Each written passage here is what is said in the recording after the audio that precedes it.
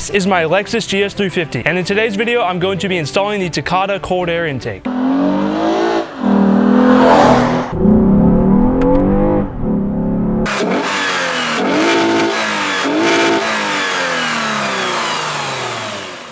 Now my Lexus GS350 is the F Sport version, and that means it actually already does have a different sounding intake than the base GS350, and it kind of just has a deeper growl and more of a rowdy sound, and you can hear it a lot more from the interior.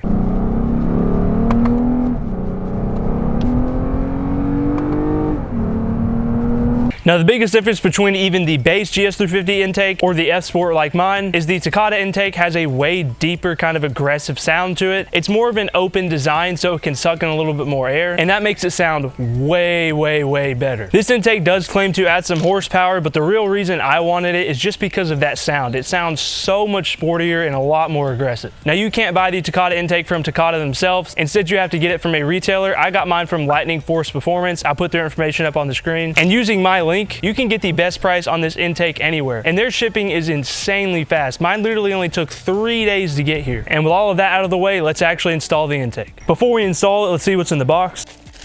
We have the instruction manual, several different connectors to connect the intake together. In this box, I'm assuming is going to be the actual tube. Here is that oiled filter. Here are the hose clamps. And then here's the metal housing that surrounds the filter. You also do get a lot of goodies. Here is a license plate cover and a bunch of different stickers if you're into that. Now there's a few things we have to take off before we can install the new intake. First would be the engine cover. There's no bolts or anything. Just pull up from this side and that side and it comes right off. And then we have to take off this piece right here. You can probably pull on it, but it's safer to get a little interior pry removal tool and get it underneath of these clips here and pull up.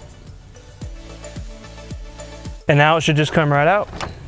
All right, now we need to actually take the old stock intake out. So all you need to do this is a 10mm ratchet and a Phillips head screwdriver. So it does not matter the order you do this in, but we need to remove this 10mm bolt here and another 10mm bolt right down there. Then disconnect this hose that connects to the intake right here. And then lastly, the only thing holding it in is this Phillips head screw right here. Loosen that, which holds the hose clamp that actually clamps it onto the throttle body. And then the intake should slide all the way out. Now that the intake is out, there are several things to note. First of all, this is the cable that the mass airflow sensor connects to, and it was clipped on the back of the air intake. So there are 2 clips that you're going to have to remove to get that out. And then lastly, this piece right here was connected to the back of the intake tube. This just holds a random hose onto it. So just squeeze these little crimps right here with some pliers and it will pull right out. And now since we're here, something very important that you should probably do, because it may never have been done in your car, is actually clean your throttle body and your mass airflow sensor, which right now mine is still on the intake. But what you can use to do this is some mass airflow sensor cleaner and throttle body cleaner by CRC. Now no, this is not sponsored. I've just used it in the past and it works great. Now I'm not going to be doing it now because I actually already did it a few months ago, but your throttle body will probably have a lot of black gunk, especially around the corner there. So just get a microfiber and clean that as well as you can. Now for the mass airflow sensor, you don't scrub it at all. You literally just spray the bottom of the sensor a bunch and let it air dry, and that's all you do to clean that. All right, so the first thing we need to do is connect the filter to the metal housing. So first find this plastic piece in the box. It just has all of these screw holes in it, and you're going to shove it inside of the intake kind of like this until it sits flush. And this hose clamp here is going to tighten that to this to make sure it doesn't come off. Then to find the actual hardware, it's going to be in this bag here. This bag is full of the hose clamps, and it also has the screws that you need. Now make sure you don't lose this because there does not seem to be any extras. Now these are a hex bit, so make sure you find a hex that fits it. So now let's actually screw the housing to the filter. So I'm going to put it on just like this. You want to make sure this part that sticks out and has this kind of hole right here goes on just like this.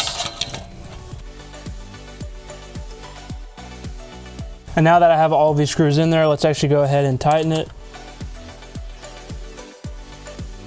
And now let's tighten the hose clamp to make sure this whole thing does not slide out. For this, you just need a flathead screwdriver. Now I'm going to make sure this is positioned on the top, so in case I never need to actually remove it, I can easily get to it without taking the whole entire thing out. And now that the filter is on the housing, you need to find this piece in the box, which kind of has a bigger ring here and then a smaller one here. And this just slides onto the back of the plastic piece, just like that. Then you should have 4 hose clamps here. Use the biggest one out of the 4, put this on here, and we're just going to tighten that to actually clamp this to here. All right, now we need to install the intake filter with the housing here before we actually install the tube. So it does not actually use the OEM mounting. So here, what I'm pretty sure is a horn on the car. That bolt right there, you need to take that out, and that is where one of the mounting points will connect to. And then the other one is also not in the same place. Here is the old bolt that we took out right there. That's the hole where it goes. Instead, this actually goes all the way down there. This little peg right here is where the other part of the filter housing will mount to. Now it does come with washers and a bolt, and that is what you're going to use for this. But with this, you're just going to use the original screw.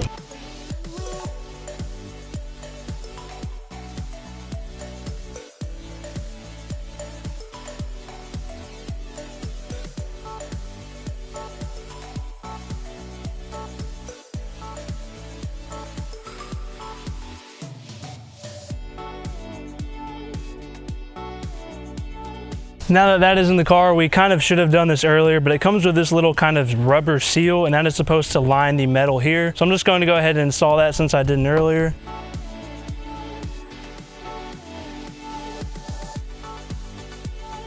I'm not gonna lie, you definitely should have installed that earlier. I think it's supposed to go around that corner right there too, and mine just stops right there. Because as you can tell inside of there, it's actually too long, so it's definitely supposed to go right there. But either way, now that that is on, we can move to installing the actual tube. Now before we actually install the tube, we need to get the coupler, which is what connects it to the throttle body. And it actually comes with two, and the reason why is because this intake is also compatible with the RC350. Obviously mine is the GS350, so they just come with both of these, that way they can ship the same kit. But as you can see, one of them is significantly shorter than the other. Now the instructions say which one to use if you have the RC350, and for the RC350 it says to use 0500564, and that would be the bigger one with this kind of lip on it. So since we have the GS350, we're going to use 0500664. So the first thing I'm going to do is just connect the coupler to the throttle body instead of the intake first. That way I can just slide the actual intake tube on it. So I'm just going to put it on the throttle body and kind of get it all on there. There we go. Make sure it is actually sitting flush. Then I'm just going to put one of the hose clamps on it. Then put the other hose clamp on it. Now both of these are the exact same size, but you should have one other hose clamp that's a little bit bigger than this, and that is for the intake side where the intake tube connects to the actual intake. So before you actually put the intake on there, go ahead and put the bigger one on here, and then this small one, I'm just going to loosen it a little bit. That way I know the intake tube can slide on. Put that right back here, and now we are ready to actually connect the intake tube to everything. Make sure when you're connecting the intake tube, the MAV sensor port is closer to the intake because that's where it's supposed to be. And also another way to know which way to install it, the part of the intake tube that has this kind of raised lip, that also connects to the intake. So I'm first just going to jam it inside of here.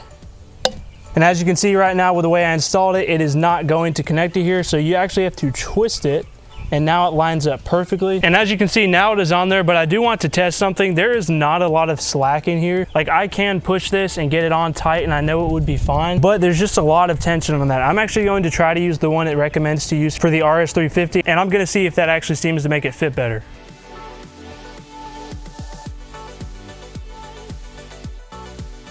All right, so by first glance, this already does seem to fit better. I'll know for sure after I tighten everything, but just to make sure nothing else is exposed, I'm going to put the MAV sensor back in here. So go ahead on the old intake and take the two screws out, and we're just going to transplant it to the new intake. Now go ahead and get the last two screws that came in the bag, and these thread right in here.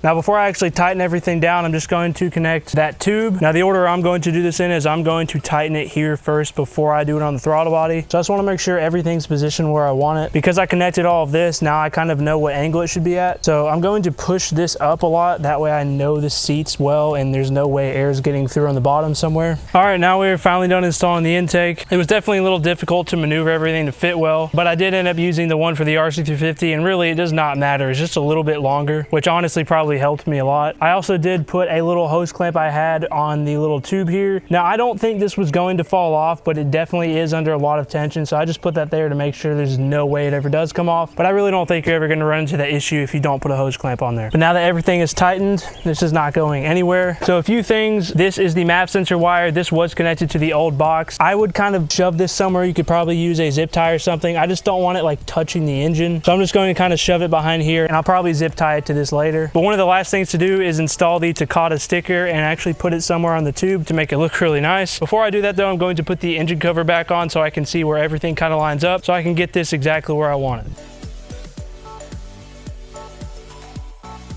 And now that is what it looks like. That honestly transformed the whole thing. It looks so much better now. And now that we're done installing it, let's see how it sounds.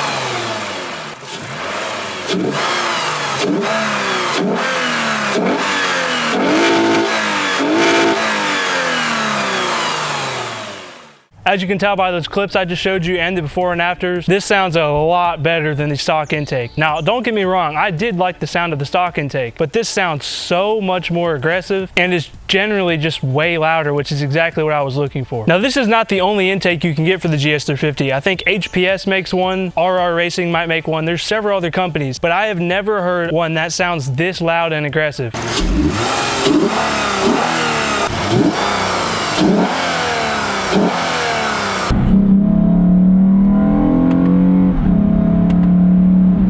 I also love how it looks. The blue filter is still showing after I put all the beauty covers back on. It just looks so much better than the stock intake. Now, this is actually an oiled filter, meaning you do have to maintain it. Now, you really only have to re-oil it every 20 to 30,000 miles. So don't worry, it's not like you're going to be constantly under here working on it. Now, AFE, which makes this filter, does sell a re-oiling kit, and it's only like $20, I think. So that's really all you have to do. Now, in a way, you could either say you're saving money or not, because you do have to buy new filters for your stock intake. And this, you never really need to. You just clean it and re-oil it, so you can always use the same filter. Now, do I think this is worth it, especially for that nearly $400 price? The answer is 100% yes, I do. Like I mentioned, it generally just sounds way better than the stock intake, and for that reason, I would definitely go pick one up. Like I mentioned, I got it from Lightning Force Performance. That is the cheapest place you can get it right now, and like I said, mine only took 3 days to show up, so if you worry about shipping time, definitely don't worry about it with this. So with all that said, if you have any questions about the installation or just the intake itself, definitely let me know in the comments down below, and also give me other recommendations of mods you might want to see me do to this car. Now, with all that said, if you stay until the end, you're a real one, and I appreciate you watching.